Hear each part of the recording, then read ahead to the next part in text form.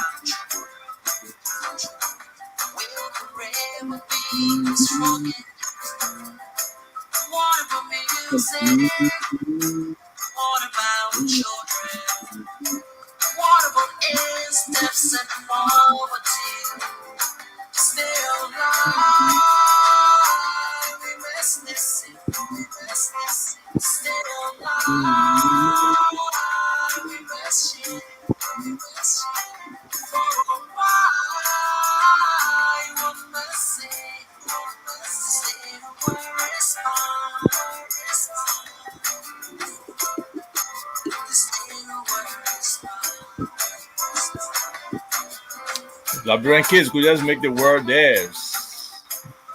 Absolutely. They have the chance though, because they are talented.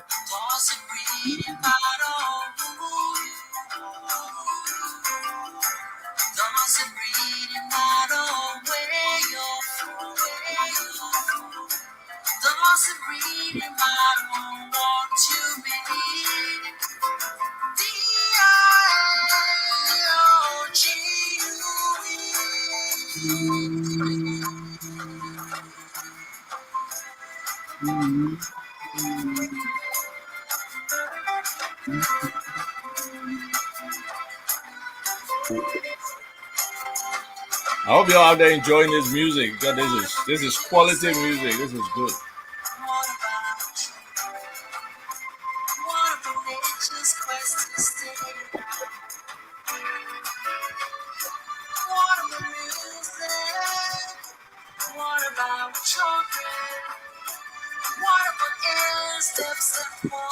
I hope one day I can meet Peter Cole in person.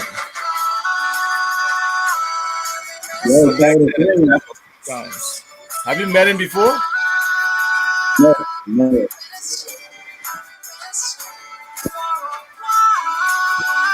You're the first man to host me like this.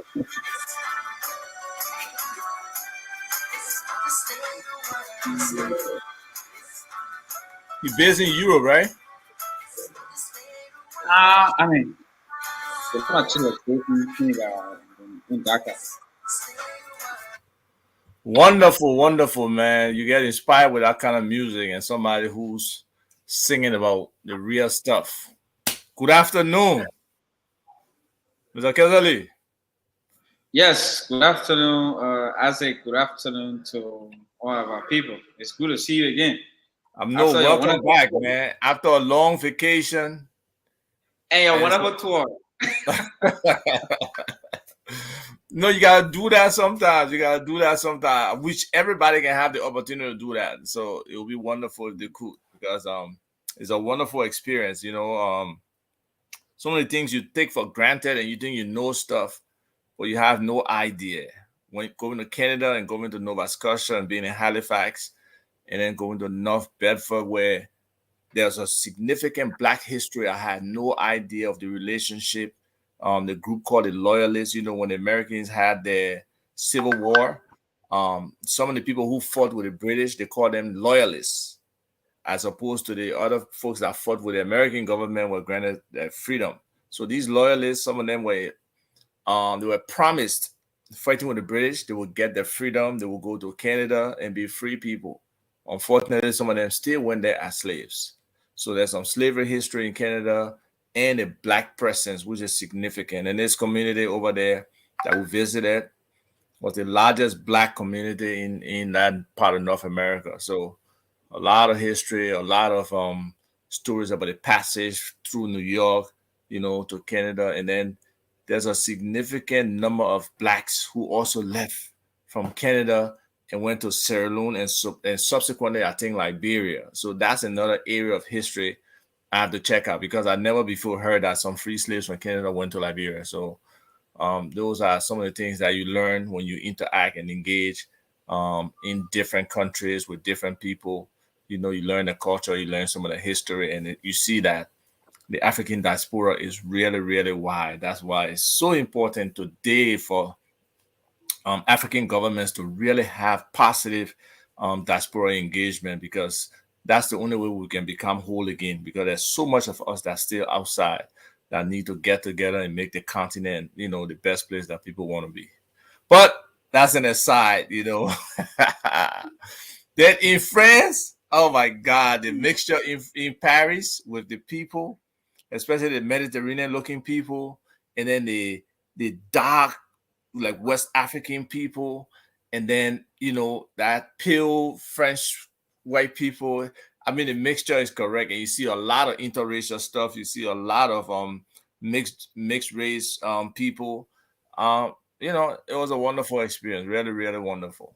Um, you know, I, so I, I I I can know you really have fun. And it took me away from us for a little while, and But I in was the like, background was I was there, but I had to be, because they wanted to seize my phone, which I couldn't allow, right? Because everybody know my phone oh is wow, like an extension of me, and the people say I'm not gonna pay attention to them. My wife, my niece, her mom, my mother-in-law. So they kept just harassing me to leave my phone, to not post anything on Facebook. I still got a whole bunch of pictures and videos that I haven't posted yet, but I will get to that once I find time. But how have you been? well, I guess I mean, just trying to hold the ground here, dealing with the everyday issues in Liberia, judging from the fact that I sit where I sit, it's a lot more complex than what others will see it as. Because I mean, no matter what it is, most of the things that happen in Liberia often end up reaching to where we are, and we have to make decisions, very complex decisions, for today and for our future. So it's no easy thing. But look, it's good to be here. At Yes. the end of the day, That, we at the go. end of the day, we are alive, because somebody sent me something yesterday morning. One Uh, of those uh, motivational things. Just be happy you were able to open your eyes and be here today, because a lot of people didn't make it from last night to the day. So we would really appreciate that. But we got some issues going on, right? Some major issues going on in the country, and I want you to take the lead. Just kind of give us a highlights of what we'll be discussing today, and let people get informed. okay, I mean, for today we will be considering five very important issues. Uh, but we start with the attack against the home of the current United Party chairman, Reverend Luxor Tape.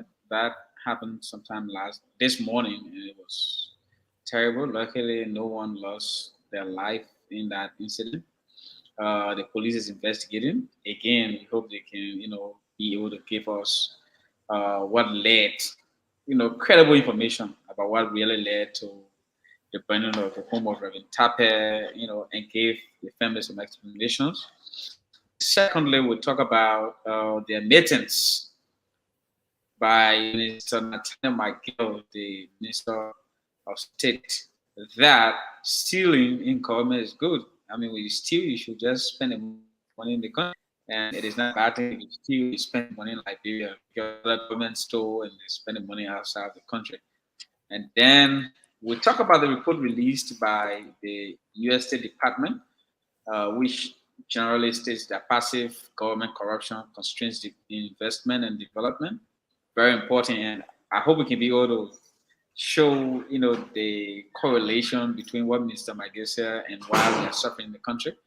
And then the fourth issue we'll talk about is the whole July 26 incidents and how far it's gone and what the government is doing against the perpetrators of the counter protests against students of the University of Liberia, specifically students of the Student Unification Party, a campus-based political party at the University of Liberia. And finally, we'll look at the that led lots of lives for both protesters and state security officers. I mean, that's how it looks like today. Quite bucket. Right. That's a full play, and there's some exciting topics in there that I think people will appreciate. As usual, want to appreciate the audience. Some of them are texting already.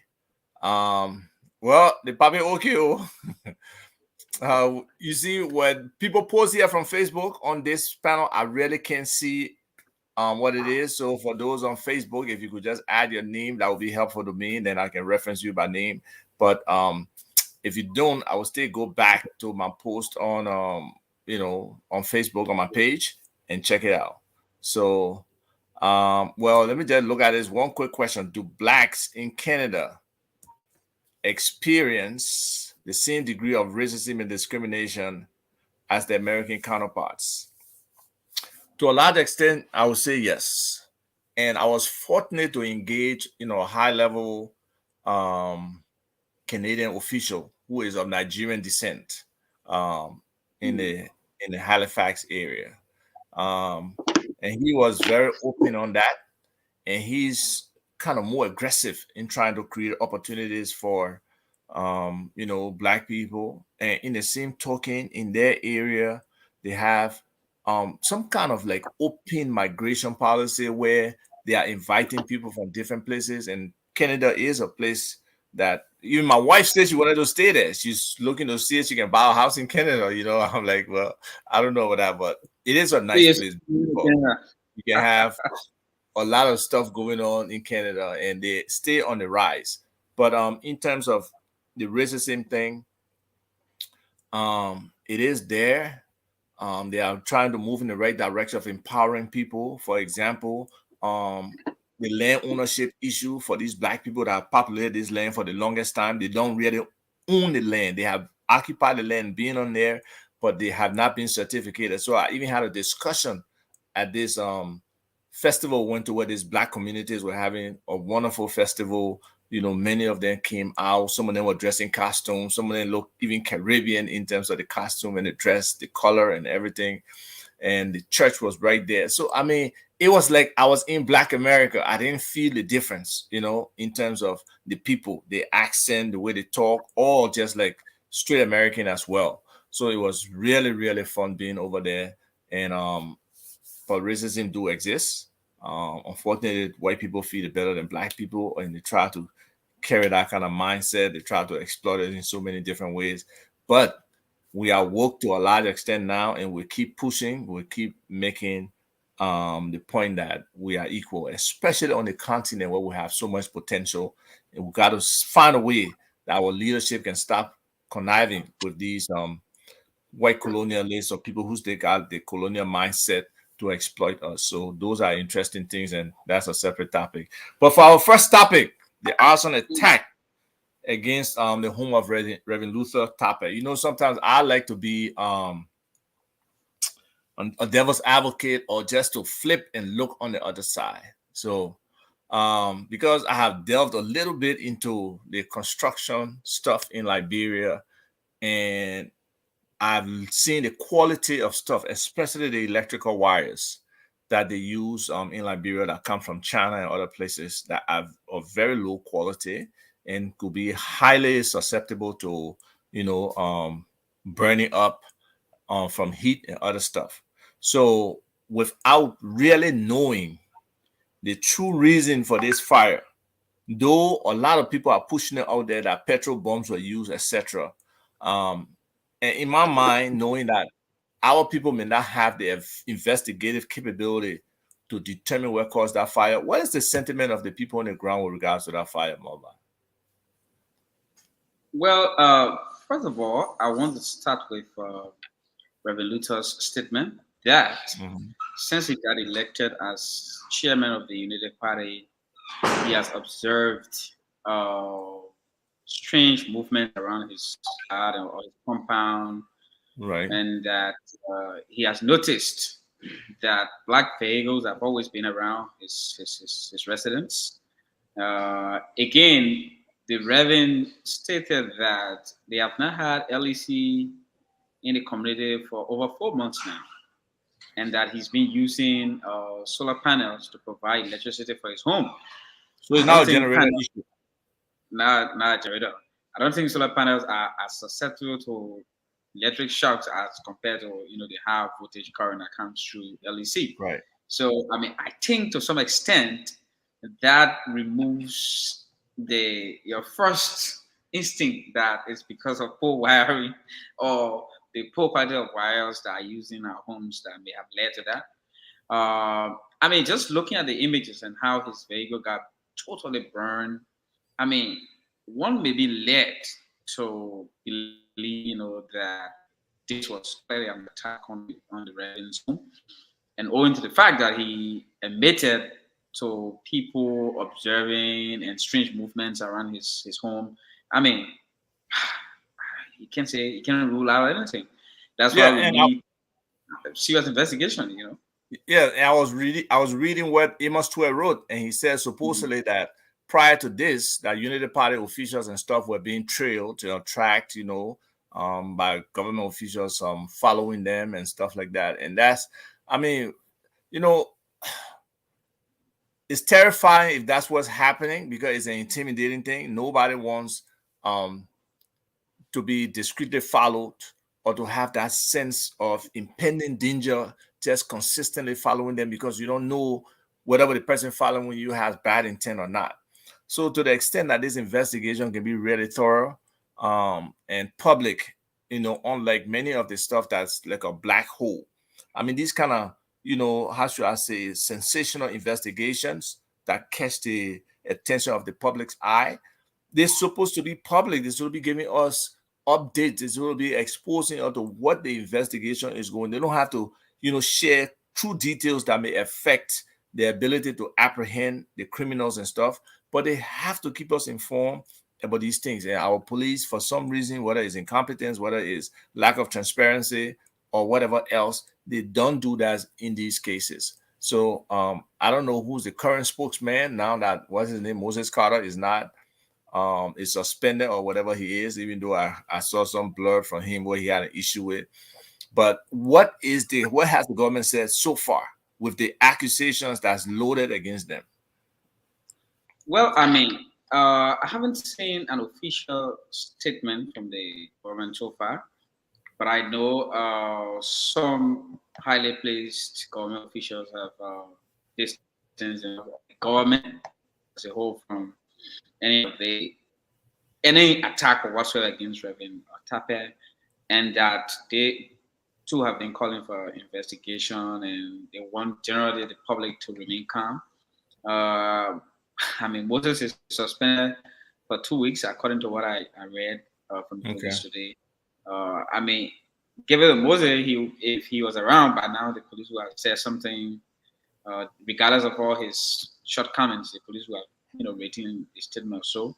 All right. But at this point, not much has been done. There were officers on the scene today, this morning, uh, and they are still working out the modalities to investigate what happened with Reverend Tape's home. But something I don't want to jump over is the fact that the fire was actually called last night when the fire started, and they complained that they didn't have fuel or gasoline to come to the aid of Tape. The fire That's service. it. Yes, I mean that's what they told the Where resident. is the exact location of this house? I mean, I don't know the exact location of Is his it in home, but Peaceville? yes, it's in Pittsburgh, but I don't know the exact location. But Okay. All right. But bicycle should be I was able trying to. to find out whether it was accessible by car, whether they could have gotten there if they had But they could not made even the effort. come. The point is, they could not even leave the fire service headquarters on Ashman Street to come even to Wow. what the Reverend's home. Wow. Oftentimes, people call them. We don't have. They don't have fuel to generate. I mean, even the water and put in the trucks to come there, right? And by the way, our fire service is only capable of providing water. So it comes to a place where the fire, is not caused by water. It cannot be, handled with water. That means you're done. You You are see, done. these are some of the social services that people don't understand our government is supposed to provide. And with the presence, the huge presence of corruption, um, is so difficult for them to be able to provide these kind of services, because not too long ago there was a complaint from the folks at the fire service that they were not being properly supported. And if we go to the budget, we'll probably see how limited that support is, where basically most of the allocation is only on salaries. So how can government expect to protect its people when these important institutions that are supposed to be like safety nets are not adequately funded? But celebration for the president, celebration for this and that is all that's in the budget. So the Liberian people really have to wake up to what the social contract is, what the obligation of government is to them. All these things, people may not see it, but they are highly related. Mhm. It's like there is a connection between not having fuel and corruption, between people houses burning because the fire truck can't get there, and corruption. But there's somebody here saying,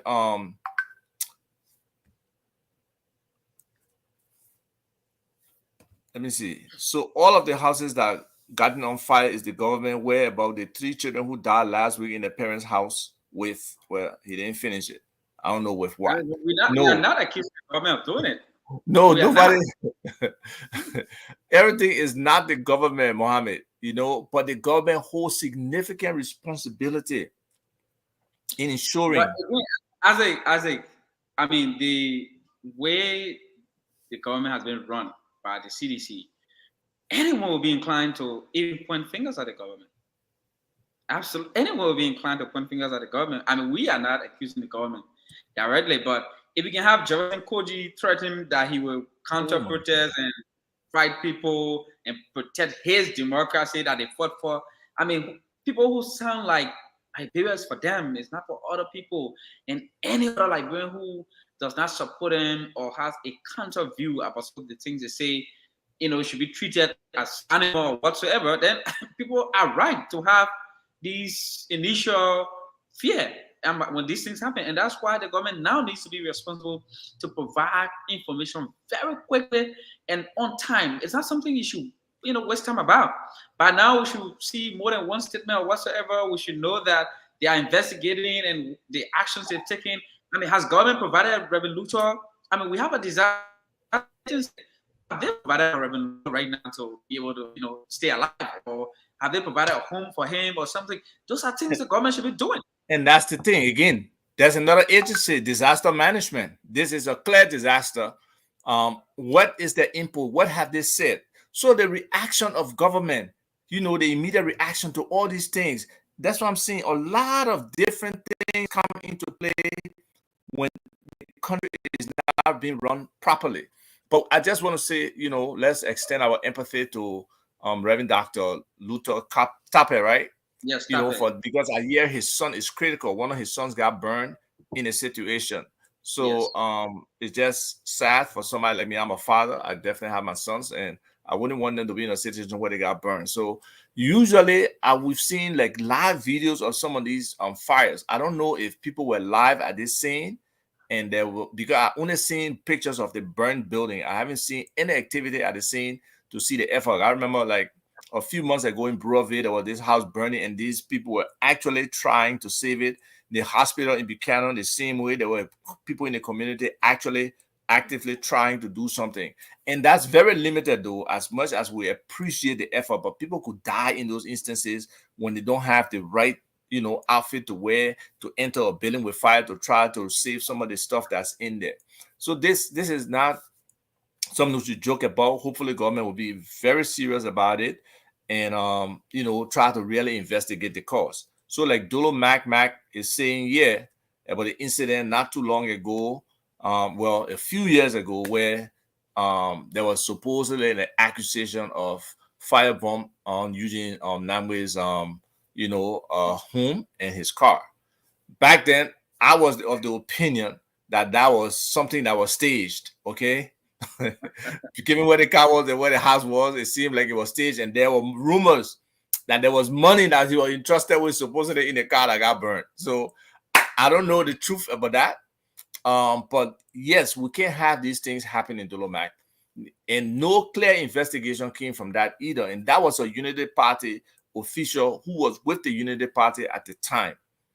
So today is a Unity Party official who's not in government. So what will we get out of that investigation? And that's the thing. We don't bring things to closure and we don't satisfy people, whether it's the war crimes that happen that we have not really have a court about to try to prosecute people, to many of the everyday thing. Oh, for peace sake, let it go. Oh, the people that ain't able to do it. Excuses. We have to move past that as a people. So, Moba, it's up to you now to hopefully close out this topic, and we I can mean, probably yeah, try to move I've seen a comment under here. Unfortunately, I cannot see the commenter's name, but he says, in fact, Reverend Luther's home is closer to the president's home, and that they had requested for the fire truck from the president's home, and the operators complained that they now also have fuel and water. So, I mean, God forbid, the day the president's home were to experience fire, what would it do? I mean, some of these things we say, it's not just about politics or the politics of it all. It's about taking the right steps to ensure that we avoid some of these disasters. But if we don't do the right thing now, try to ensure that all our fire trucks always have fuel and they always have water to be able to come to the aid of citizens, it can just happen to anybody. And if the government does none of this thing quickly and attach some high level seriousness to it, then Liberian citizens will be right to speculate that it is some sedition or group of seditions that may have attacked the Reverend's home. Let's also not forget that it's still less than a month since the attack against people who were just expressing themselves peacefully by government operatives. So those are things that are still fresh on the minds of Liberians. So I mean, you are right to make speculations, but the best way to avoid, that Oh, growing level of speculation is by showing that citizens get information readily and on time. so this other person is saying the three kids who died in their home last week, neighbor said that they called fire service and they were told that there was no water Yeah, in the fire trucks. And that is it's not the first time, scary. has it? Happens often. It happens often. Many times, citizens cry that, in fact, even for ambulances, it has become as at night people are attacked. They call for the LNP to come. The police always say they don't have fuel to come to them, and that you have to fill the pickups if they will come to your rescue. For ambulances, it's the same thing. You have an emergency situation and you need an ambulance. By the time you call, you have to send money to a certain mobile money number, and the guys buy fuel and before they come to you. I mean, it is unknown. Yeah. But the president has to understand CCTV cannot cover all of these things. You need government to do some of these things to provide some of these basic services. So, I mean, hopefully this can wake them up. If it's actually just regular So fire, but hopefully the investigation will be serious enough that we know what really happened in that situation. So, the government never wakes um, up. so Unfortunately. let's go on to the next topic, right, Mr. Nathaniel McGill? Okay. Yes, and on August 8th, Nathaniel McGill visited Bon County. You know, he's been going to Bon County quite a lot. By the way, this has even led to speculations that there are ongoing plans to replace the current vice president, Yeah. Joy Howard Taylor, with Mr. McGill because he's primarily the face of the CDC over the country. He's the one spending the huge chunks of money. He goes around with millions of Liberian dollars. In fact, as we speak today, he's in Poming County, and I'm told he took with him 2 million Liberian dollars, and he's going to be distributing money to Liberians throughout the county. But when he was in Bon County, he clearly stated that governments before the CDC were here and their officials took money from the government and they invested it in different countries. But I mean, if they accuse them of stealing, and in fact they are stealing and investing in Liberia, that's not a bad thing. They are not stealing the money and taking it out. Let me, they're not taking it, they're developing the country. As a matter of fact, when they steal, they build houses in Bon County. When he died, if he steal, he build houses in Bon County. When he died, the people of Bon County will always have it because even though it will be for him, his children will be there, but they will say, "Oh, the former minister of steel was the one that built that home in our county," even though he'll be long, long gone. I mean, but this is a clear admittance. That's what has been happening. You talk to Tunisians, like stealing, but investing in Nigeria. Yeah, McGill was going into generational wealth. Essentially, that's what he's saying. My grandchildren, my generations 2 levels down will benefit from this, but you people will not benefit, but it will be as a decoration. Your farmhouse will be in your area. So the whole stupidity of that is just, I mean, very embarrassing for a minister of state to be coming. McGill entered government with huge corruption behind him. So for him to say he's not corrupt, McGill is very corrupt. Period. He is extremely corrupt.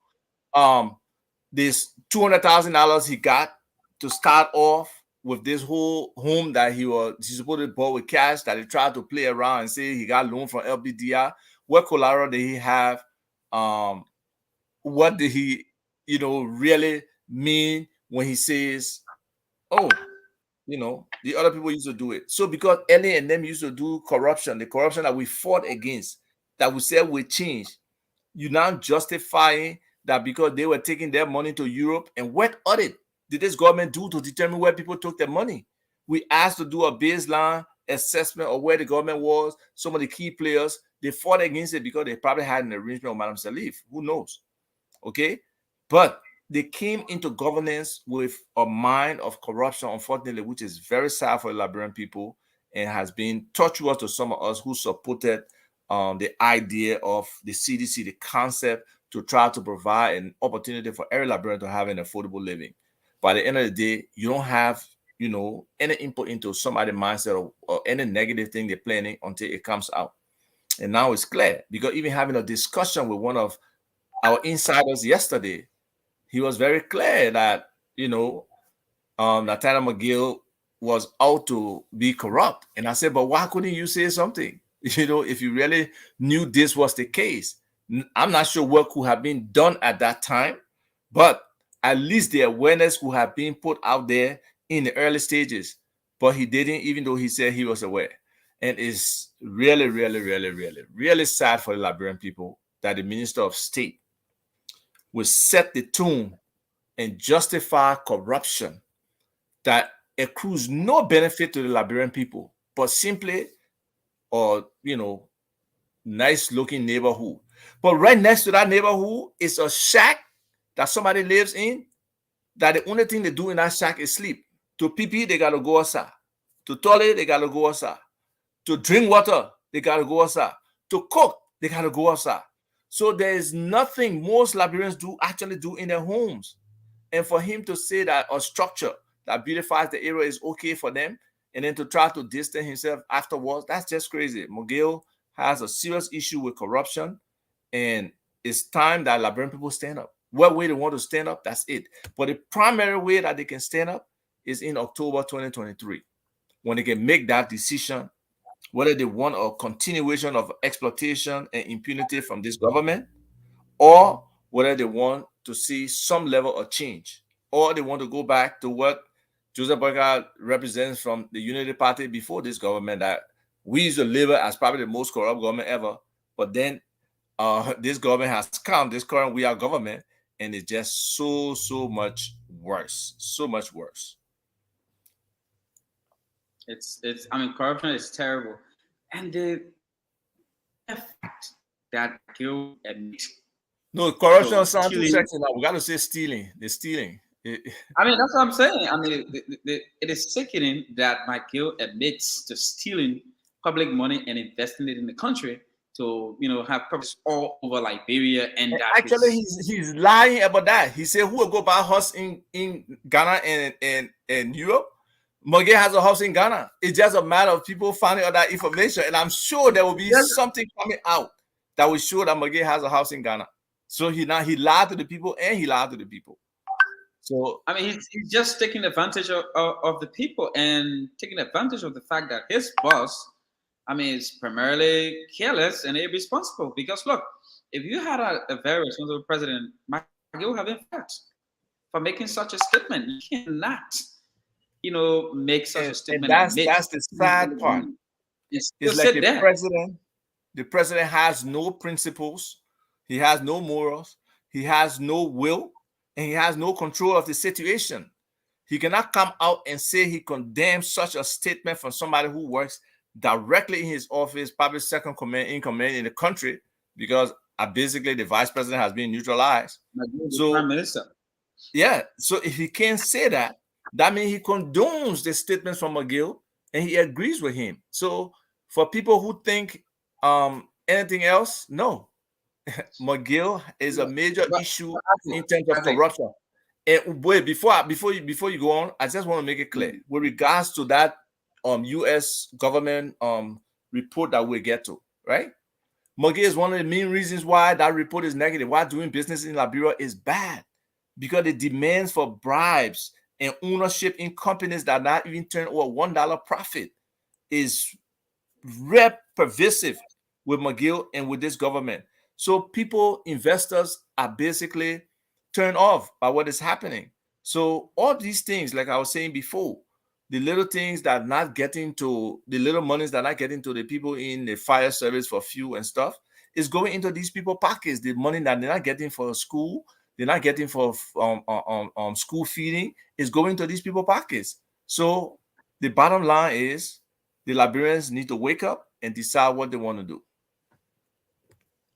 True. I mean, the point is, many times these government officials go around and try to make it look like because people are protesting, and in fact, there are some Liberians that are going around calling for sanctions.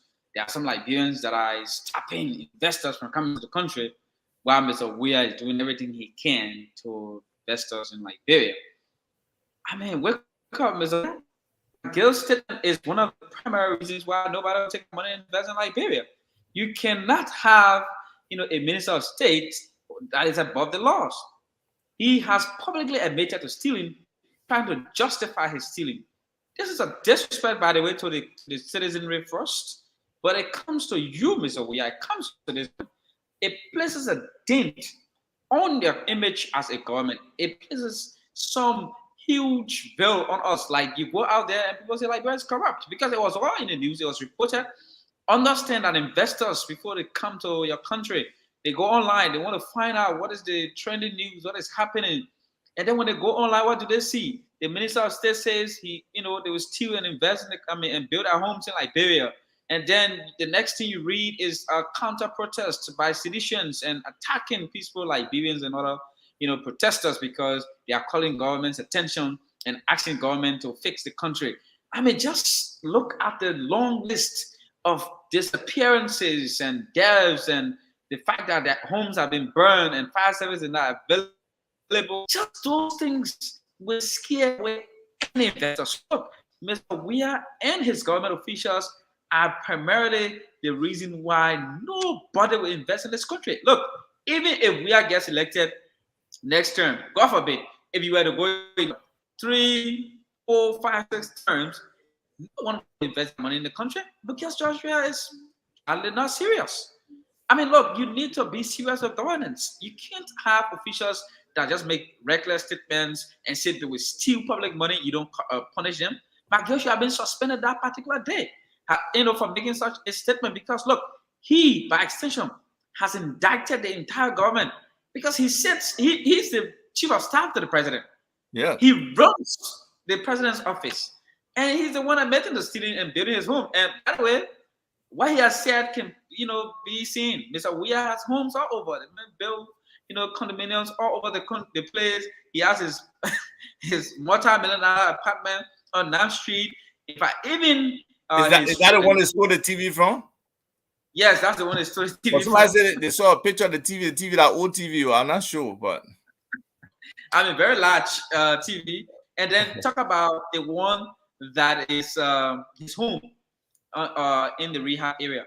Everywhere we are goes, by the way, you see him living in luxury and extravagance while the rest of the country is struggling and suffering. So well, he's trying to run away from that Gibraltar area that he grew up in, but I think it's in his mind. I don't think it's in his environment, but more his mind. So it's a tough thing. But when we look at what the U.S. government said, so we start off with what President Weir has always said, right? Or since he became president, Liberia is open for business, and Liberia will not be spectators in their own economy. But what have we seen to say anything different? We just have to look at what the U.S. government is saying.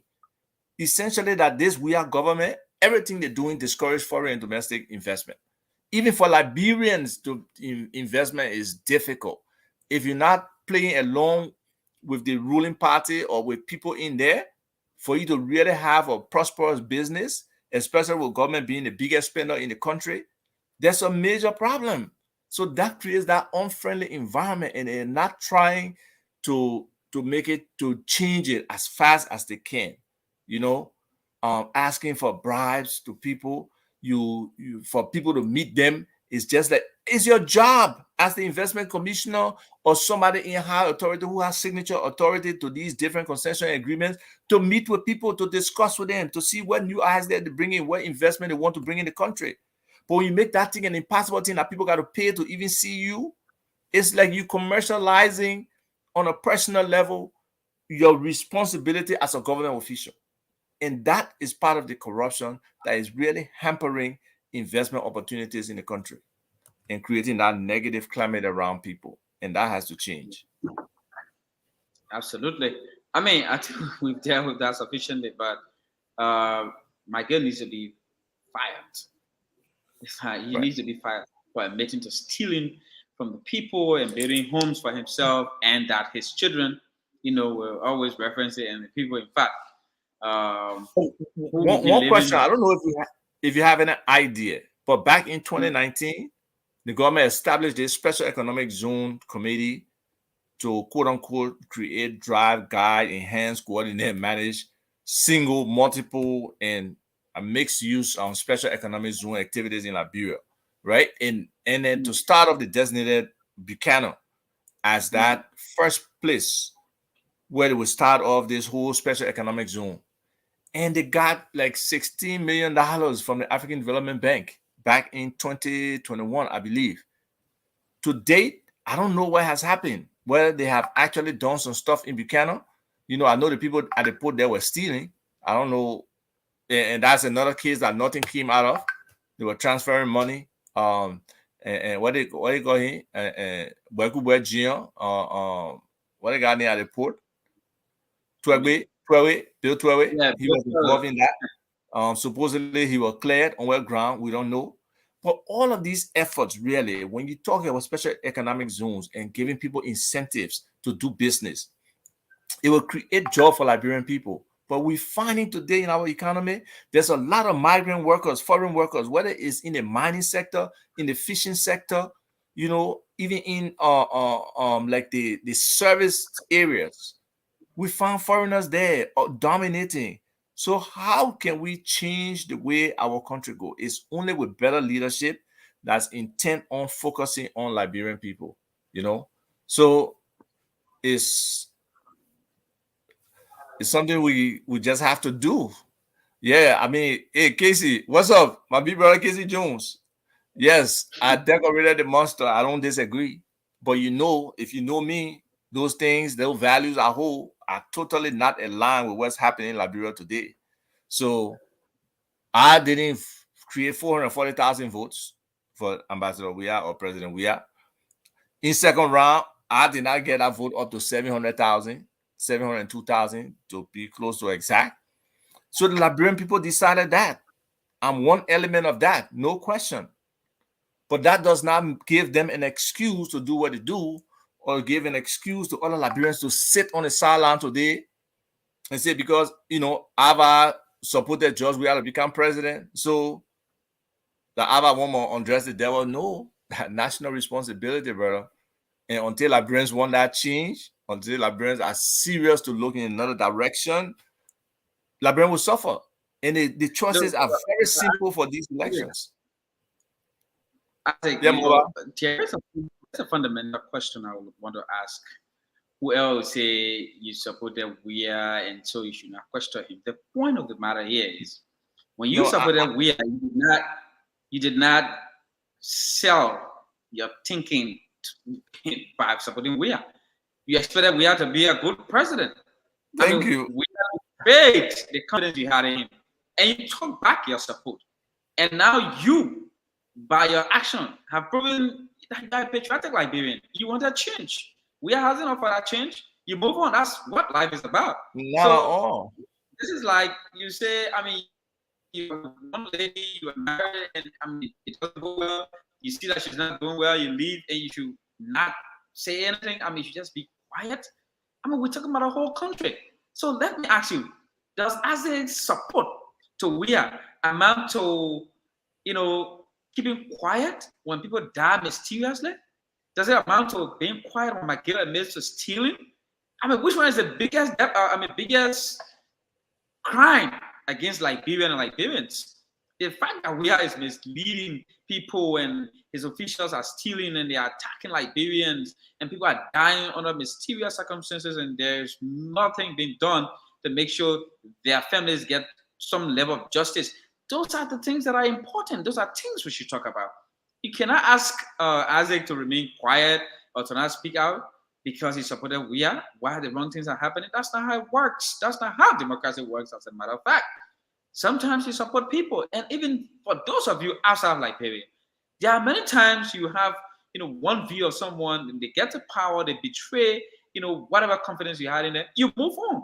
Because your loyalty is not to an individual, it is to the country. It is Liberia first. If you put your country first, you can disagree with anybody. It is not in any way trying to say you hate someone or you dislike them. Your dislike for someone has nothing to do with what they do for the country. It's about what, should benefit each and every Liberian citizen. That's what is important. And that's what you should stand for. That's what you should fight for.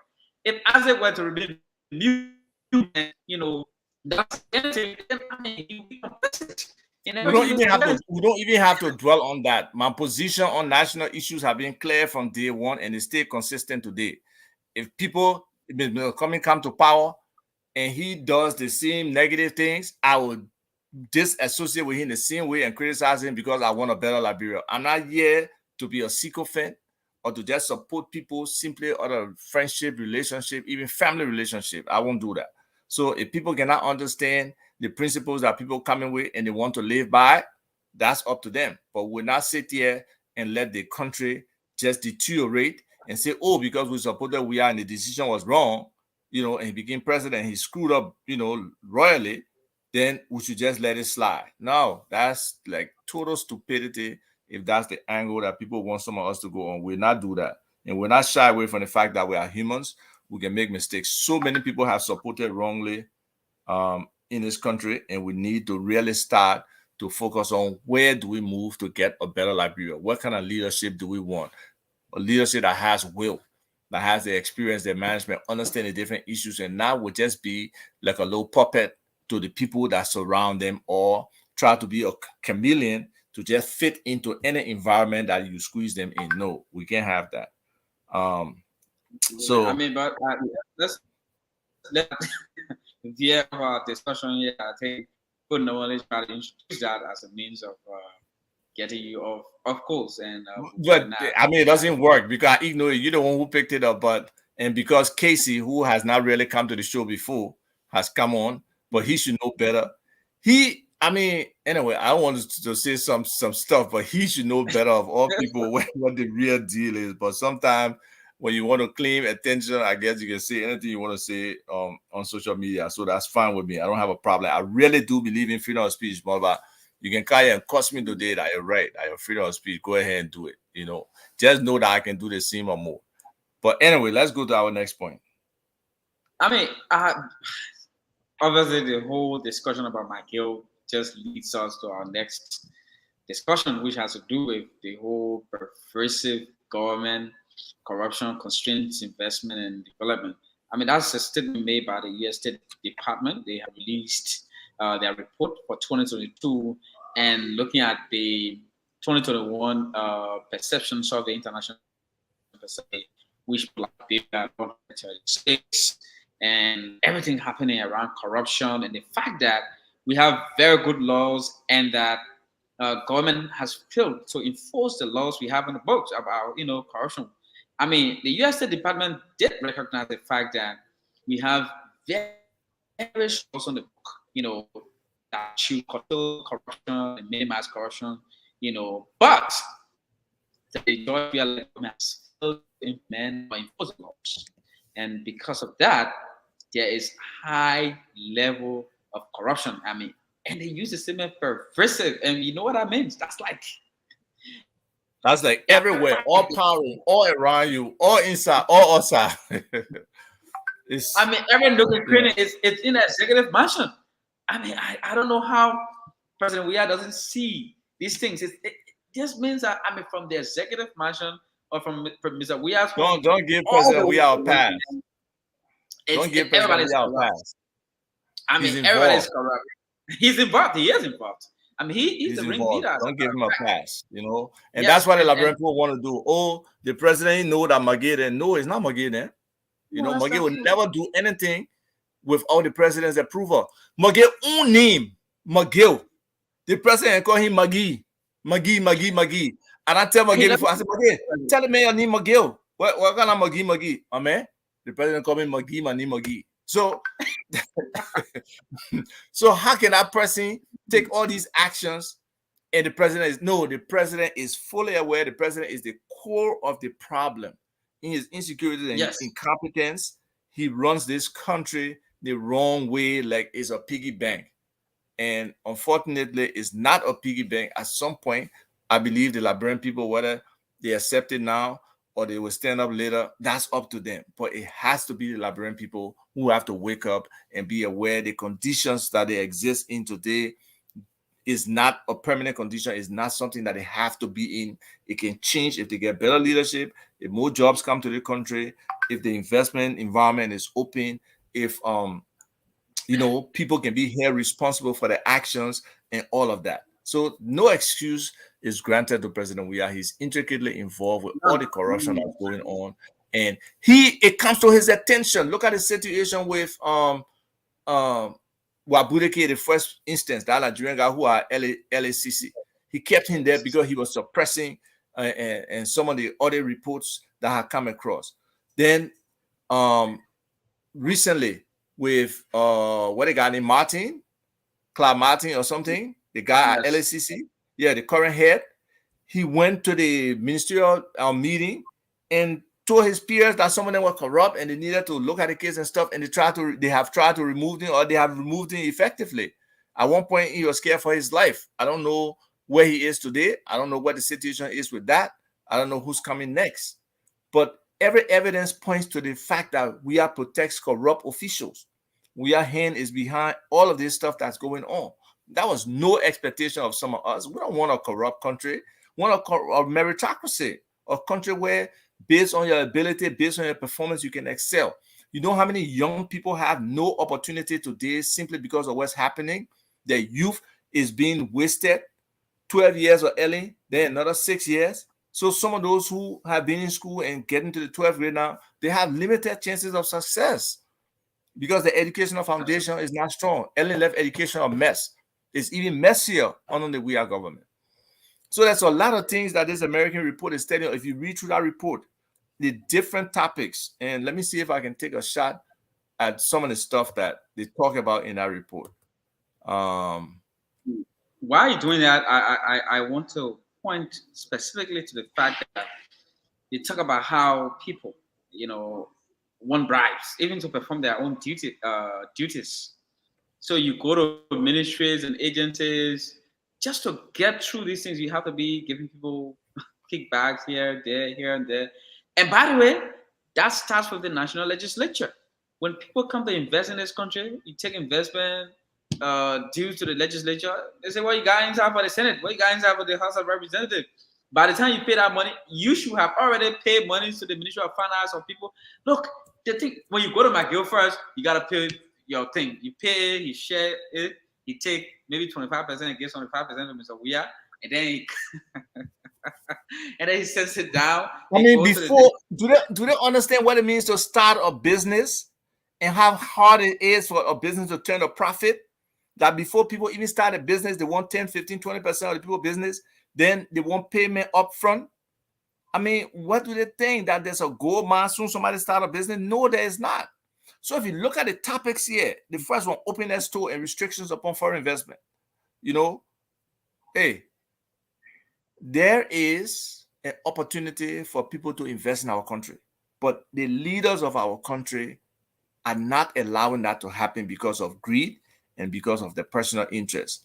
The one place where I disagree with this restriction on foreign investment is where um, the U.S. government is talking about limits on foreign control and the right to private ownership and establishment. We can't just give our land to foreigners. That one I disagree with them. And the little few sectors, actually subsectors, that are in the liberalization policy and designated for Liberians, we can't give that out either because Liberians are already being crowded out of their own economy. They don't have an opportunity. If only we had laws like Ghana, where foreign investment coming in must partner with a Liberian, we have multiple Liberian millionaires. But our government yes, don't facilitate that. They won't take all the money up front before you even get down to the people. And that is an advantage, you know. yes, So the list here, the different areas, 16 areas that are designated for Liberians. Hopefully Liberians can look at it. Supply of sand. Sand money right now, that Chinese people doing it. How many Liberians yep, doing sand money? Black yep. making the Insta. Peddling, they say Chinese people can be in wheelbarrow selling vegetables and other stuff. You know, travel agencies. Are we sure only Liberians have Also, travel I mean, agencies? Retail hold on. sales of rice and cement, ice making and sale of ice, tire repair shop. We see Nigerian Ghanaian all over the place with tire repair shops, auto repair shops with investment of less than 550,000. Is there any proof that many of those Lebanese auto mechanic shops have more than 550,000 investment on capitalization or start off? No, you know. So I mean, at what point do we protect our people to do business? At what point is government a facilitator that they can identify some of these different people in these different areas and try to provide grant or support to them to be able to help them in a collaborative way? Video clubs, operation or taxi, importation or sale of secondhand or used clothing. I know for a fact Lebanese people are importing and selling the secondhand or the Doga flare. They are the main importers. Why should that be? You know, distribution abroad of locally manufactured products, they're doing it too. Importation and sale of used cars. Oh, forget about that one. So at what point do we really protect Liberian investors or Liberian business people and give them the opportunity to explore these sectors with some level of facilitation, some access to credit, some small business guidance? That needs to happen. On Alexander Cummings administration, definitely stuff will happen. You know, we got the Liberian Business Registry, but what other services do they provide to Liberian businesses besides collecting registration money? That's not enough. Investment and business takes more than just these superficial services that need to happen. So we need to change that, you know. Then they talk about the bilateral investment and taxation theories. I mean, and treaties. Yeah, we got a lot of these different investment treaty and relationships with these different countries. But how are they manifesting in terms of benefiting our people? You know, we got access to the U.S. market, like they say here, under the GSP, which is the Generalized System of Preference, and then AGOA, the African Growth and Opportunity Act. How many Liberian companies have been facilitated to really take advantage of this particular treaty? How? No, we haven't. And the fact is, ethnic food business in the United States today is in billions of dollars. And our just even if you just supplying Liberians in the US with food exports from Liberia, you will make significant money and there will be tax revenue for government. But they got to facilitate for Liberians on the ground to be able to do some of these things. You know, it's just pathetic, man. It's just pathetic. These people, business, they went through the regulatory system. We know our laws. We know how our courts operate. We sat right there and saw the case with Mr. Cummings. We saw how he was, how should I say, basically tried to emasculate him in the public square, accuse him of things, and CFOs were running around here acting like he knew the law and understood what was going on when he was just basically and trying to persecute somebody instead of trying to prosecute the person. You know, that's criminal. That's criminal. Where is his visibility today now that case is over? How many other cases of critical importance to the government of Liberia is he prosecuting with such consistency every day in court, trying to make sure things happen? Nothing. He's just sitting down now because the entire attempt was to try to see how they could humiliate or eliminate Mr. Cummings from the political process. And they were not successful because you got to respect his resilience. He's tough, contrary to what maybe some people think. So there's so many considerations in terms of our legal system and the independence of that judicial system and the involvement of the government, you know, to try to manipulate that system to their advantage. Even for small cases, simple cases, they are involved. And that has to change, you know. Well, I've been talking plain, or you can jump in anytime. I mean, it's okay. It's okay. I mean, we have a lot of things you can say, just considering how this whole country looks like and how things have gone from bad to worse. I mean, the fact of the matter is, I said, look, some of the things we are lamenting about today have been existing for some time, right? But the sheer level of recklessness the CDC has introduced to governance, you know, is unacceptable. It is very sickening. Look, you go to these stores around here, instead of going around and taking $2-3 million and sharing among Liberians, what if you just show all the same mining beaches in Liberia are run by Liberians, right? What if you just make sure all of the stores, the Lebanese stores that are in red light and waterway, what if you just make sure only Liberians should be around? And that's where the regulatory framework is absent, deficient, incompetent. They don't serve the people. Where's the military or labor? You would not regulate the people if you are getting kickbacks every weekend. You cannot. And even if you try, you go there, they will say, oh, let me call your boss man. Yeah, boss man, yeah, we'll talk to him. What?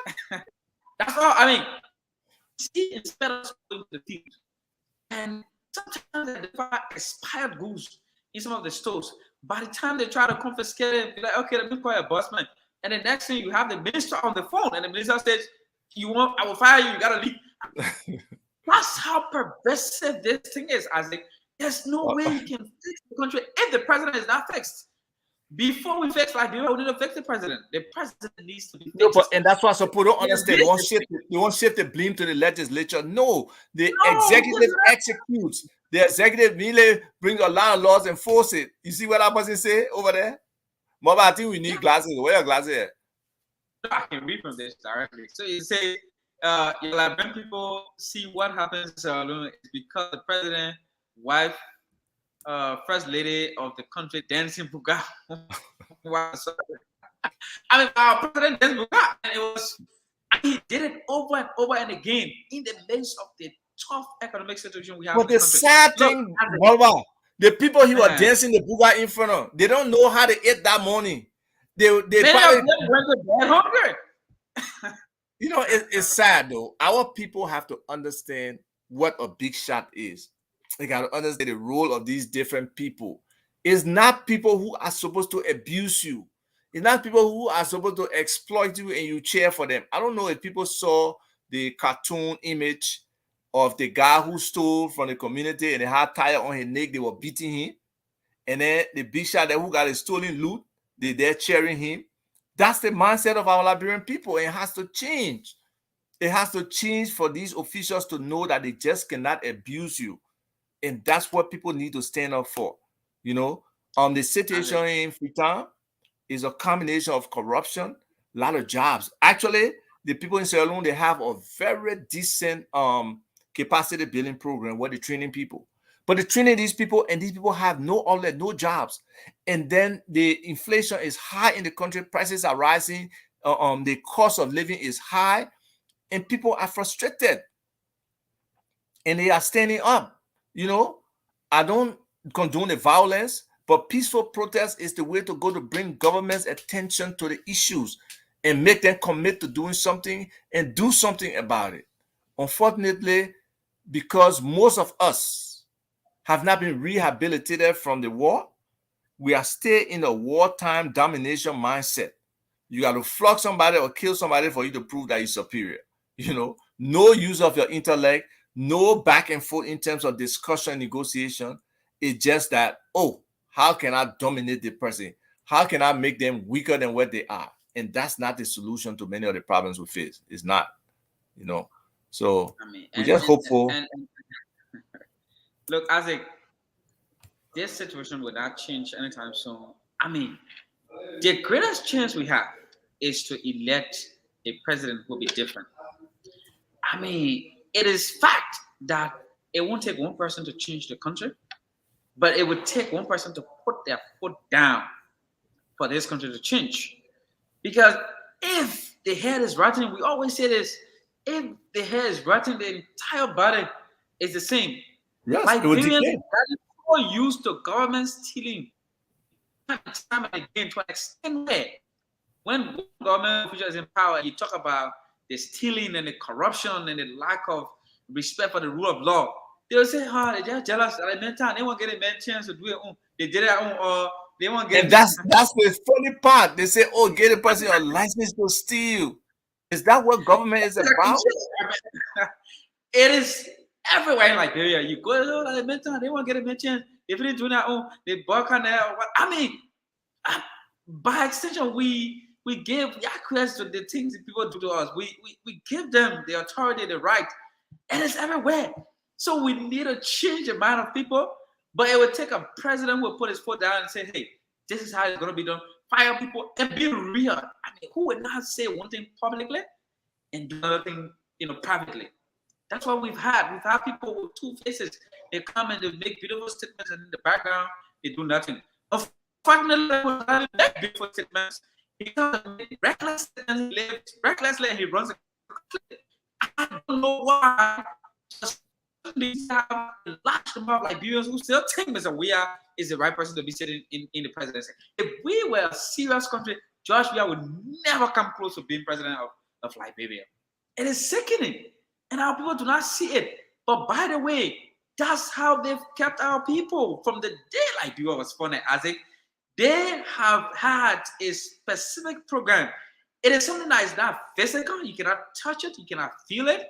But there has been an existing program of keeping our people ignorant, of keeping our people in the background, of not providing education for them. I've said this time of our number. How many of our university students know what it means to boot a computer? How many of our university graduates can even write their names properly, can write a complete sentence? So that's how bad our education system is. Even our president, he boasts of having a master's degree, but can he represent, what a master's degree holder should do? Can he meet up with, the requirements of of the education he claims to have? He cannot. So look, the whole country is practically rotting. We need to rise up and stand up and teach our people and tell them, let's change the country. This is how it needs to be done. But again, It were starts with people yes, knowing. It within the starts with government. people knowing the situation they are in is not normal, Yeah. and it comes with enlightening them where the better opportunities are. And most times, people, I believe there's somebody from nearly every village in Liberia who has been successful somewhere out there. For them to come back and try to educate the people and just tell them those things that are critical to development, that they have a right to all these things. What are the human rights? What enshrined in the universal human rights, what's enshrined in the Constitution that should enable them to move forward. All those things, it's just absent from them. They don't seem to understand it. And sometimes when you tell them, they don't, like for the longest time, they saw the presidency as just about Tubman, Tubman coming back to power. Then Mhm. after the coup with Doe, people saw just domination. Then with the Charles Taylor invasion, the Civil War, our people have been traumatized with bad governance forever, just about. Absolutely. You see the other person? The funny part is the people who are glorifying we are the mean beggars. And she's not lying. She's not lying. They True. are coming in your inbox begging, begging. One of my picking who I used to pay his school fees and everything. He's still crying behind this government. And he want me to be giving him money to do political things. I'm saying, my picking, are you crazy? Do you understand what my position is? Do you understand where I am? Do you understand where you are? How you stay suffering? How many times you are not disadvantaged that you came to me and I try to help? But you still believe, yes, there's nothing wrong with believing in the fundamental principles of the CDC in terms of, providing an affordable opportunity for people to have a better life. But the people who are driving that are driving it in the opposite direction, in the very opposite direction. And you can be, as a human being, not try to recognize that. And other people out there try to teach people, try to help people, try to show them that the direction this country is going or the situation they are in is not the right and normal situation. Let's try to let them understand the potential of Liberia, from our natural resources to our land, to the potential in agriculture, to our ocean and rivers, to the potential in fisheries, to just our natural capabilities. I mean, if you see Liberians who are excelling in different places because they have been given the opportunity, oh my God, you'd be like, that wasn't Liberian? But yes, one of my best friend's daughter, she's an actress. You see her perform, you won't even know she's Liberian. And you say, wow, fascinating. Some of the other young athletes out there that are doing great things. I mean, we have a lot of talent, my people. But if we let a corrupt government continue to dominate and not give people the opportunity to explore their talents and to be able to be found, I mean, how do we move this country forward? It's not going to move the country forward, you know. It's not. And this point is right. Anybody who is still supporting We Are does not deserve help. No. Period. I mean, That's what they want to be. Let them be that. But I won't encourage you to be that. You're suffering, then you send me a message to get you money. No, I'm not doing that. I'm not doing that. that's true. My remittance is high enough. You see, and that's the other thing though. The pressure on people paycheck in the US is not small pressure. Nearly every Liberian here has one or two persons that is sending money to. Nearly every Liberian in the More than diaspora. that. More than that. Yes, probably more than that, but I'm just trying to make it as simple as possible, right? And then they don't realize it. I think these people in the diaspora need to, put their foot on the ground. Say, until we change, I'm not doing this support. We need to be able to stand up to the bad governance, the corruption, the impunity, the violence that is being kind of sponsored by this government against people. All of those things are things we need to look at and get rid of. Yeah. So our next item over. We go rolling along, and we'll be in nearly what, an hour? Yes, I mean, More than an I, hour. we are negotiating with our sponsors to extend the show by another hour. Okay, so We- for the next item, right? Mhm. You have the counterattack of the CDC COP against soup on Independence Day. And when you say counterattack, I don't know if did soup attack them before? No. Sorry, I mean, So counter protest. That was they the exact were word. not protesting. There was no indication that they were protesting. They just came. No, no, Look at the video. They came simply to attack. There was no protest on the side. They didn't have banners. They didn't have chants as opposed to, the country not fixed or whatever they want to say. If they believe the country is fixed, then that's what it should have been seen on the other side. And the lack of presence of police officers, so the two groups don't even. No. No. There was the presence of the police, but unfortunately, no. There were two or three police around. There were two or three police around. The people, as the police was around, there were plainclothes police officers. Even among those guys, the police came with those guys to protect them while they were carrying out the arson attack. And no, but my point is, when I say police presence, you have seen police presence with a shield. Look, I did a simple protest at LACC. Where like few people, I think some soup student came, some civil society people came. What happened? They brought like battalion of police there to protect.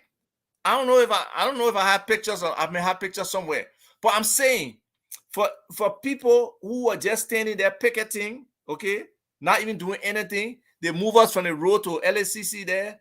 They push us on the road, they say we shouldn't be there, fine.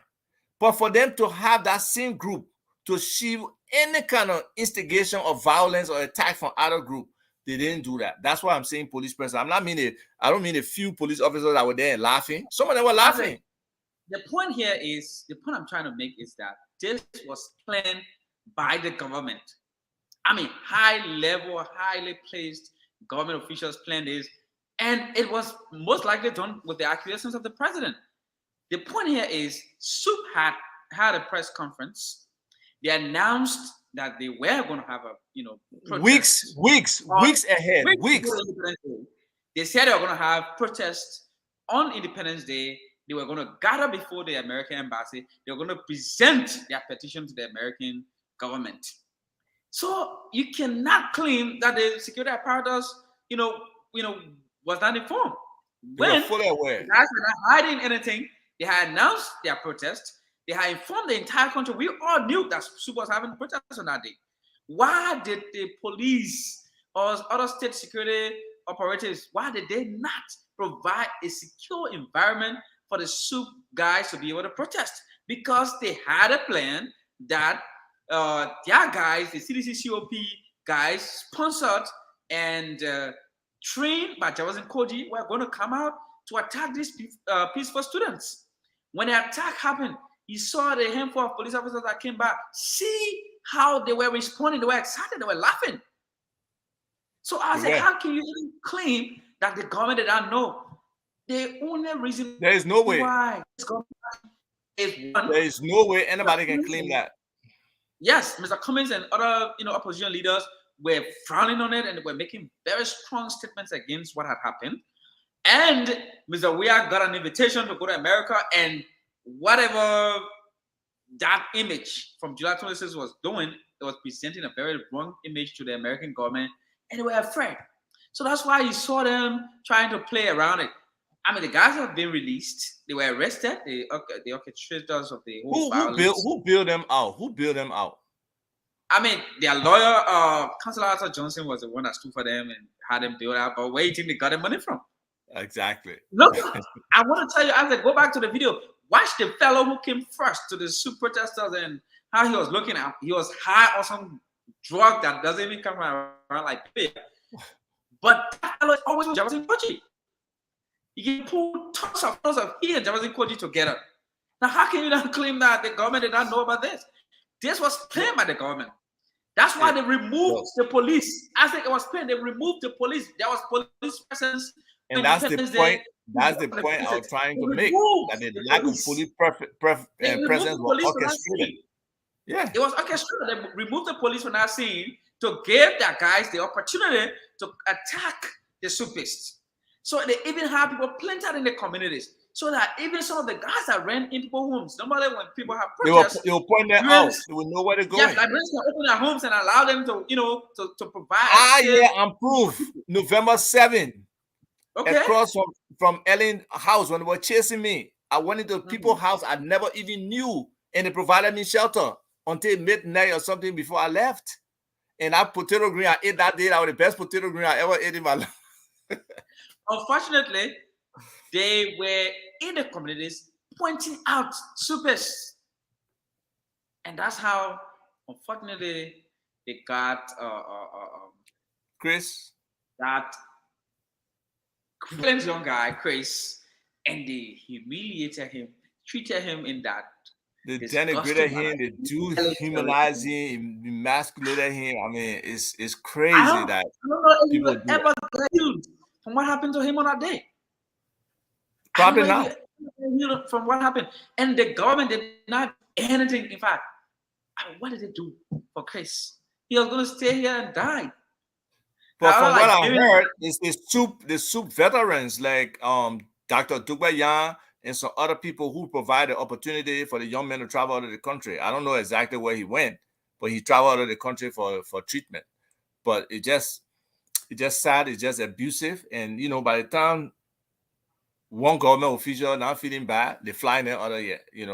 And it took a couple of days before any attention could be given to that young man. So, imagine. hopefully again, um the issue of this vigilante or militancy, we need to try to rehabilitate our culture away from that.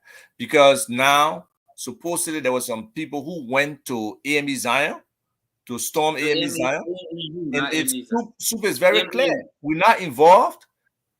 Investigate and apprehend and hold them responsible who all did that. That's what it's supposed to do. You know? So I mean, the point is, what happened at AMEU, you cannot blame you for it. The government should stop playing with us. These are tactics. I said, you know quite a few things. You've been around for long, so you know quite a few things. I mean, you may have but, lived, but look at lived through some things. I lived through many things, but look at the scenario, man. The scenario definitely doesn't speak to soup. Is another stage thing to make it look like soup were attacking. Why would soup go attack a whole school? You know, I don't know. It's just really really sad. So the protests in Sierra Leone, our brothers and sisters in Sierra Leone, just so people know, that's a bordering country, and we're all one people. It's just that colonialism separated our country from Sierra Leone. The British, the American, the French, even the people in Guinea, the people in Ivory Coast, we are really one people in this West Africa region. Unfortunately, we got separated. So we got separate countries. We know that now. But in Sierra Leone, the whole situation, um, and sometimes when you want to make comparisons, you look within your sub-region, what's happening in Guinea, what's happening in Sierra Leone, what's happening in Ivory Coast. And we know the whole war situation, the history, and how the spillover happened, and how there could be a potential. Yes, government has installed a curfew in Sierra Leone for 3 p.m., but I think it's only for 3 days. After that, if something starts up again, what's the potential it could escalate? What's the potential that could be some spillover into our country, starting with refugees, people running over here for safety? All of that is really possible. All of that can happen. Yeah. So some attention has to be paid to that. And then the possibility that the reaction from the citizens could eventually be the reaction of Liberians should be a concern of government. And that's why they have to start looking at things and seeing how they can fix some things. It's just so sad that a significant number of your population is suffering. I mean, when you listen to some of those Sierra Leoneans, because I had a friend, I asked her to interpret what was going on because the lady was speaking in real Creole and I couldn't get it. So let me see what she said about that video. She said, the lady said, they are killing the policeman. You see the policeman? What they are doing to him? And that saloon police, they are treating like that. Oh, that big man, they beating him, oh, throwing him to the ground until they are going to kill him. We don't have international community yet. Oh, you all see the people of this country. So when those things turn around, when they get violent like that, it's kind of late. People die. I don't know how many people die, but I saw enough corpse. I saw enough blood to know that that situation is not something we want in our country. No, people should be patient, in terms of action and go to the ballot box to show that they don't want this government. There should not be violent protests, and it's the responsibility of the government to ensure protests are not violent. Now, if you have protesters who turn it violent themselves and start to loot people, yes, you deal with those people to the fuller extent of the law. But if people are saying we want a peaceful protest, we go into the American embassy, we present our petition to them that they should not support this government, wherever they want to say in our petition, it's the constitutional right to be able to do that. And the government should protect to ensure the safety of other people, that there's no spillover from the action of those who are peacefully protesting, that nobody disrupt the protest. That should be standard. That should be understood. So in the absence of those things, when the government supports and do with their own militants and bring them to bear against the Sioux folks, that is wrong. So in Freetown today, we have this horrible problem. The economy, the inflation is high. You know, it's scary where Sierra Leone is going. Yes, some people say, oh, you have compared Sierra Leone with Liberia, and like it seemed like Sierra Leone was better. From the distance, from the numbers, from the development that Mada Bio was bringing, it was infrastructure. But the people are concerned with the bread and butter. Like the beginning say, wow, fostering way today. People getting up, they don't know how they're eating. They don't know how their lives will go on and through that day. And they want to find something. So when you get tired with that, you get tired with that hunger. Hungry man's an angry man. I know Bob Marley or somebody said. And that hunger can really affect people. That inability to provide for your family, for fathers, for mothers, is troubling, and they want to do something about it. So, you know, Maba, I think we need I mean, to. what happened in Sierra Leone, as a matter of fact, I want to state for the record that the Sierra Leone security and police force are way more trained than ours. They are better sophisticated than police force here. But you see, it's so long. Sometimes it leads to these things. Like what the government, do is that if you not so to put easy look I'm making posts, and those things hit the breeding ground for these things in every democracy. When you do not provide a platform for citizens to express themselves, for people to be heard, you push them to go underground. And when people go underground, when they decide to come out, there will be a collective movement and a collection of anger. And when it bursts out in such manner, that's what has happened in Sierra Leone. George Weah and his people should pray that such a situation should not, happen in Liberia. But what they've been doing and the way they've not given true attention to the struggling of people and people dying, their families, and there's no true attention to them. Just those things, those little things are very important. Even the attack on Reverend Tapper's home, those are things the government should move quickly to address. Because look, when you address these things, when you make sure that people who kill or people who attack others get to meet the full weight of the law, you build confidence in the society. And then people can trust you and they can believe that whenever their rights are trampled upon, the government will come to defend them. And that the government is not against them simply because they are opponents of the government or they are in the opposition, but that government still respects and protects their rights and ensures that they can live in peace. When you provide that kind of environment in the country, then you provide a situation where these things, the things that happen in Sierra Leone and other things cannot happen. Because people know that regardless of where they stand politically or based on their religion or their affiliation, their rights are protected as equally as government officials' rights are protected. Look, we've heard Jefferson Koji say he will create his group and they will go against people that come to protest. What did the government do? Nothing. They did not call Jefferson Koji. We've seen Jefferson Koji take, for example, at the University of Liberia. At the time, they were having, a memorial, service for the late Dr. Sawyer. How Jefferson Koji led his talks at the University of Liberia, and that particular day, they carry out a high level of vandalism and they beat students and people got hurt. Nothing happened to them. When you make your officials to look like they are untouchable and they are above the law, then you create, this sort of feeling in the society where citizens believe that, they have no right. So they will do anything. And they will go after police officers because, look, it is the police that they use, or it is the security officers that get used in most of these instances to carry out attacks against peaceful citizens. When you keep doing these kinds of things, you create a breeding ground for people to come out the way they came out. It's been happening. Look, this is not the first time as there for people that have come out in protest in Sierra Leone. Several times, like Sierra Leoneans came out to protest, the government clamped down on protesters, right? But what happened a few days ago? The government could no longer take control of it because the people were in mass. They were everywhere. They stretched the security sector to its limits. Look, we pray for peace in our place, but like deviants of Josh, we should take cue from what has happened in Sierra Leone. We don't want that situation to be, repeated here or something like that will happen in Liberia. But you have to ensure you provide a platform for people to get heard. You don't have to agree with them. You don't have to believe in what they say, but you have to provide a platform for people to speak out and still live peacefully. Stop telling people the attack on Reverend Tape's home.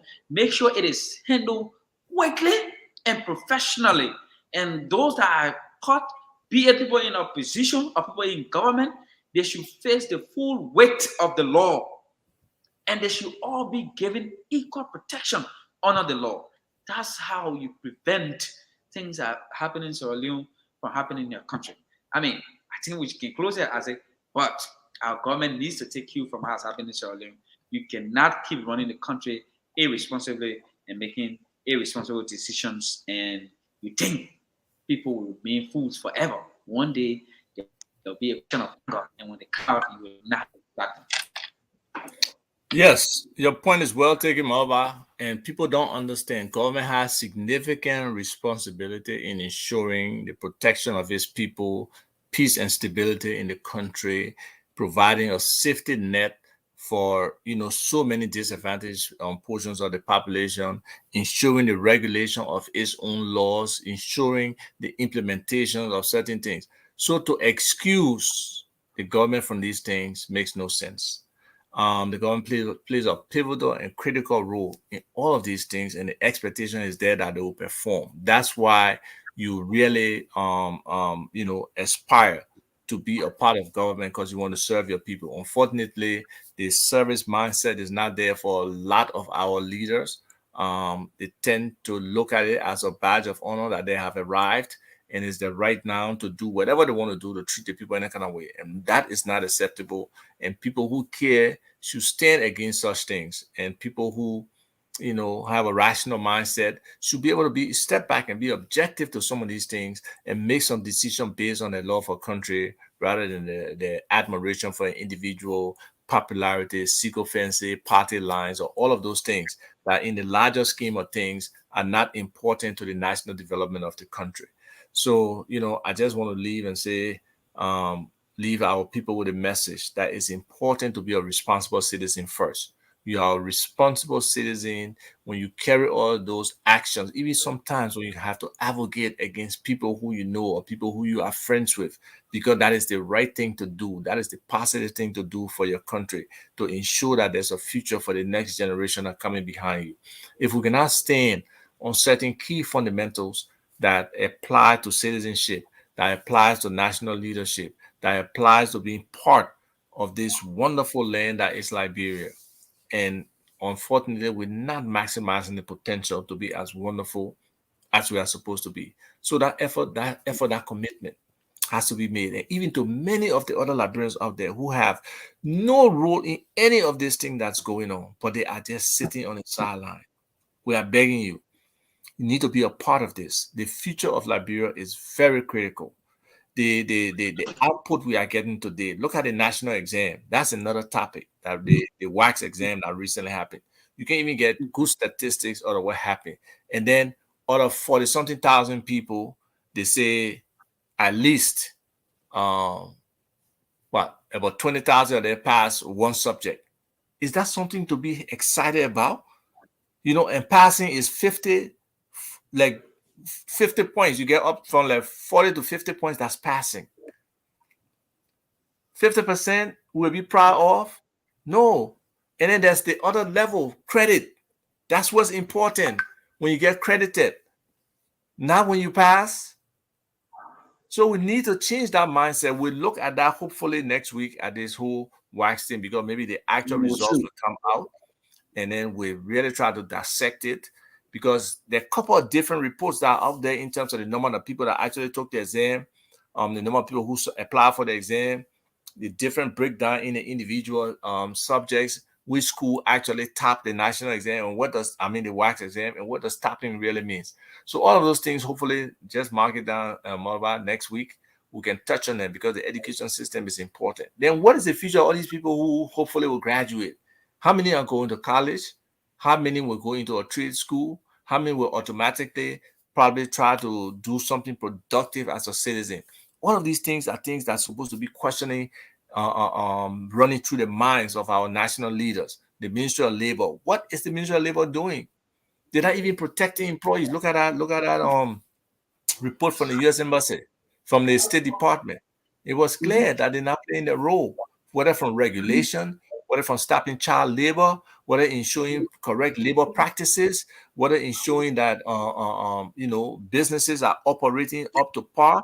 The Bureau of Concessions, how are they ensuring that these country plans, that these different concessions set up, that they submit to government, that become a part of the package, that they are implementing them. So there's so much that's just falling by the wayside because of incompetence, because of corruption, because of lack of ability for these folks to be able, to do what they are supposed to do for the Liberian people. So, thank you for this show. For all those listening out there, we appreciate you. To those who are trying to disrupt the show too, we appreciate you because you serve as fodder. If we want to come and talk about you, we can do that too. But we choose to ignore you because you are not relevant to the larger scheme of things. And disruption is not something we subscribe to. So, Moba, thank you for the show, and we really appreciate it. thank you. It's been a great show. We look forward to the next one, but we are negotiating in the background to, take the show to at least 2 hours, and hopefully we'll get on the radio soon. That's very important. Oh, you negotiating with somebody over there? We're trying to get on the radio. We're doing everything we can. I mean, we just want to, make sure we form like better citizens. Because No, no, look, no. we do not. This is going to be an educational platform for people to learn. Even those who are against what we're trying to do, they can learn as well. So let's ignore the noise in the market and focus on the products that we're trying to buy from the market and turn into something else. So, And Mara, so, thank you, and we'll be talking yeah. later. Peace. Okay. Everybody, thank you for watching the show. We'll see you next week, Friday.